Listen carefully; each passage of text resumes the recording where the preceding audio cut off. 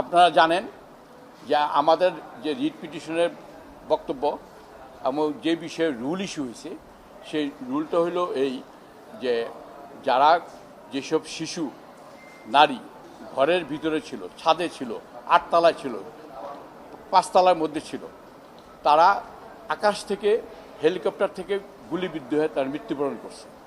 সেই মৃত্যুবরণের কারণটা অনুসন্ধান করার জন্য আমরা রিট করছিলাম এবং কালকে কোর্টের অনুমতি নিয়ে আমি আবার আরেকটা রুল চাইছি। সেটা হলো যে এই 1 জুলাই থেকে 5 আগস্ট পর্যন্ত যেই মাস কিলিংটা হলো ছাত্র আন্দোলনকে দমানোর নামে, এই মাস কিলিংয়েরও একটা আন্তর্জাতিক নিরপেক্ষ একটা তদন্ত কমিশন চাই।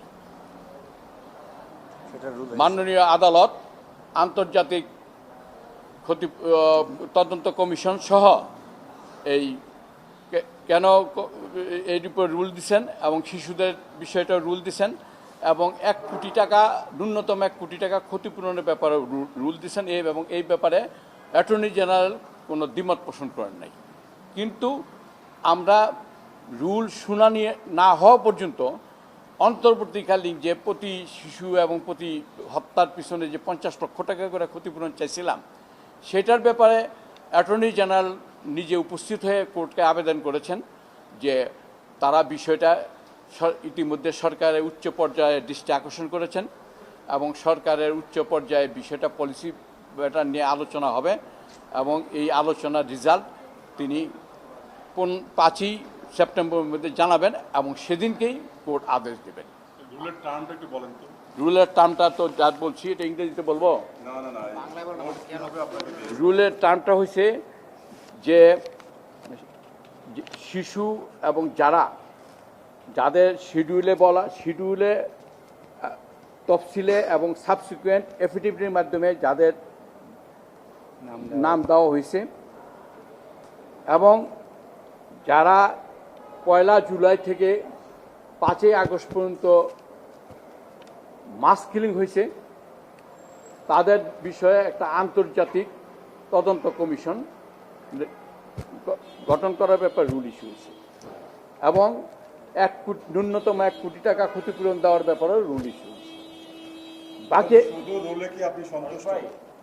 আমি যেহেতু অ্যাটর্নি জেনারেল বলছে যে 5 তারিখের মধ্যে তারা গভর্নমেন্ট পলিসিটা নির্ধারণ করে জানাবেন, অন্তর্বর্তীকালীন কী পরিমাণ ক্ষতিপূরণ দেবেন, এটা আমি আপত্তি করছিলাম। কিন্তু অ্যাটর্নি জেনারেল যখন বললেন যে এটা আমি টপ প্রায়োরিটি হিসাবে নিলাম এবং আমরা বিশ্বাস করি যে তিনি 5 তারিখে জানাবেন এবং কোর্ট তারা যাই জানায়, সরকার যেদিক জানায়, কোর্টের তো একটা নিজস্ব এখতিয়ার আছে এবং 5 সেপ্টেম্বর এটা কজ লিস্টে আসবে আদেশের জন্য।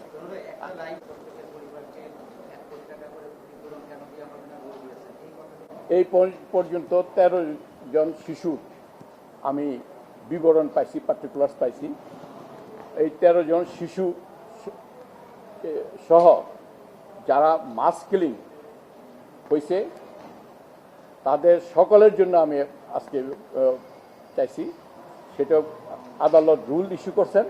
সেই রুলটা হলো এই যে এই বিষয়ে, এই শিশু এবং এই মাস কিলিংয়ের বিষয়ে 1 তারিখ থেকে 5 তারিখ পর্যন্ত যারা যে কিলিংটা হয়েছে এই কিলিংয়ের জন্য একটা আন্তর্জাতিক তদন্ত কমিশন গঠন। দ্বিতীয়ত হইল ন্যূনতম 1 কোটি টাকা করে ক্ষতিপূরণ। আর যেই বিষয়টা পেন্ডিং রাখা হয়েছে সেটা হল শুনানি না হওয়া পর্যন্ত অন্তর্বর্তীকালীন যে 50 লক্ষ টাকা, এই ব্যাপারে অ্যাটর্নি জেনারেল যে সময় প্রার্থনা করছেন 5 তারিখের অর্ডার।